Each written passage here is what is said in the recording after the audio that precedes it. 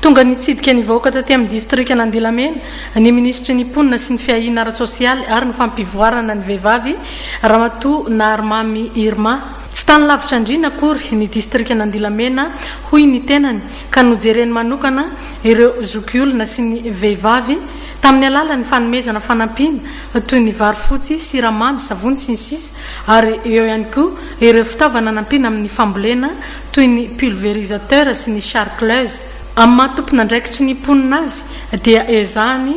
hotsidiana ireo ponina ao anatin'ny distrika 720 eto Madagasikara ary mitoy hatrany hoy izy ny fanohizana ny asa-panjakana amin'izany. Ny distrika ny Andilamena dia anatin'ny distrika 720 izay mandrafitra ny firenena malagasy ka tsy diso anjara amin'izay fitsidiana sy fijerena ifotona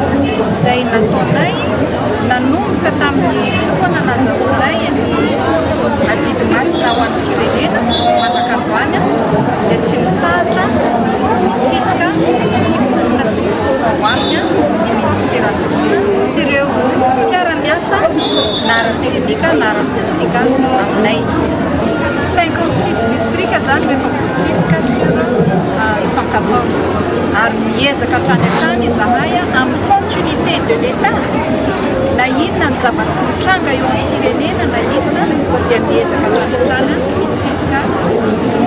isaka distrika rehetra ary tsy mialonjafy ary ialana ilay fomba fiteny manao hoe lavitra andrina izany. Mararotiny ihany koa ny nanentana ny ponina taty Andilamena mba tsy handoro tanety satria manimba ny tontolo iainana ka misy rafiratsiny eo amin'ny ponina izany. Entanina ihany koa hoy Ramatoa Minisitra ny ponina mba hanefa ny adidiny amin'ny maha-olom-pirenena azy amin'izao fifidianana filohampirenena atao ny 7 novambra 2024 izao.